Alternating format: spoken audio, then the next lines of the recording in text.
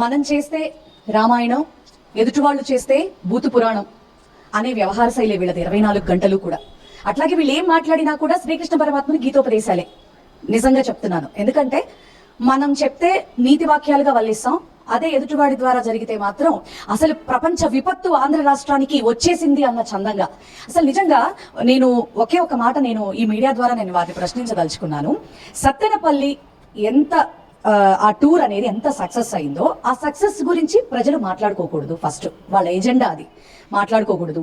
రెండోది, రాష్ట్రంలో ఏ సమస్యల మీద కూడా ప్రజలు చర్చించుకోకుండా ఈ విచిత్రమైనటువంటి మాటల మీద చర్చించుకుంటే రోజులు గడిచిపోతాయి కదా అనేటటువంటి వ్యవహార శైలి వీళ్ళ దగ్గర కనపడుతోంది తప్ప ప్రజలు ఇచ్చినటువంటి అవకాశాన్ని దేన్ని కూడా వీళ్ళు సద్వినియోగం చేసుకుంటున్నటువంటి దాఖలాలు అయితే కనపడ్డా.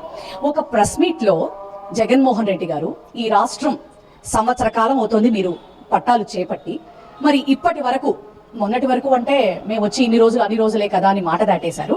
మరి 40 years ఇండస్ట్రీ గారు, మీరు గణాంకాలతో సహా ఆర్థిక లావాదేవీల గురించి ప్రభుత్వంలో ఉన్నటువంటివి, అట్లాగే మనకు వస్తున్న రాబడెంత, మనం ఖర్చు పెడుతున్నది ఎంత, అట్లాగే ఈ రాష్ట్రానికి సంక్షేమ పథకాలు ఏ విధంగా ఇవ్వచ్చు, ఏ విధంగా ముందుకు పోవచ్చు, అట్లాగే డెవలప్మెంట్ ఏ రీతిగా చేయొచ్చు అనే దాని మీద క్రిస్టల్ క్లియర్ కట్ గా స్టాటిస్టికల్ డేటాతో జగన్మోహన్ రెడ్డి గారు ప్రశ్నించడం ఏంటి?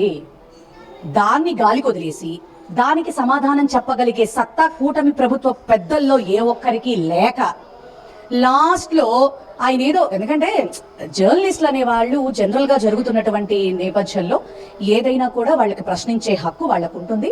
దాన్ని ఫేస్ చేసేటువంటి నేపథ్యంలో వాస్తవంగా ఆ విషయం జగన్మోహన్ రెడ్డి గారికి కూడా తెలియదు. ఆయన రాష్ట్ర ప్రజలకు ఏం చేయాలి, వీళ్ళు ఏం చేస్తా ఉన్నారనే ఇదిలోనే ఆయన మాట్లాడుతున్నారు తప్ప వీళ్ళకిలాగా రఫాడిచ్చేస్తాం ఇలాంటివన్నీ ఆయనకి అక్కర్లేనటువంటి విషయాలు ఆయనకి.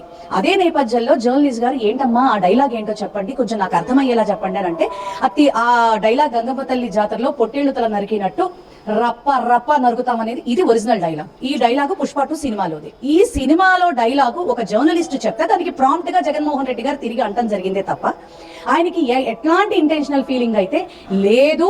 మాకెప్పుడు కూడా ఆయన అట్లా చెప్పాలి. అయితే ఒకటి చెప్తా, 2.0 సూపర్ గా ఉంటుందని మాత్రమే మా జగన్మోహన్ రెడ్డి గారు చెప్పారు తప్ప ఇట్లా సినిమా డైలాగులతో ఏది పడితే అది ప్రజలను ఉద్దేశించి మాట్లాడేటటువంటి వ్యక్తి అయితే మా జగన్మోహన్ రెడ్డి గారు కాదు. అది కూడా నిజంగా బాధపడాల్సిన విషయం ఏంటంటే, అసలు నాకైతే ఇది బాధ కూడా కాదు, జాలి పడాలి టీడీపీ వాళ్ళ మీద. అసలు ఆ ప్లకార్డ్ ప్రొజెక్ట్ చేసింది ఎవరండి? రవితేజ అనే టీడీపీ కార్యకర్తే కదా. అతనికి ఎంత చిరాకు వస్తే మా కార్యక్రమాల్లో పాల్గొని జగనన్నకి జేజేలు కొట్టి వీళ్ళకి మాస్ వార్నింగ్ ఇస్తాడు. ఇది వాళ్ళు అర్థం చేసుకోవాలా.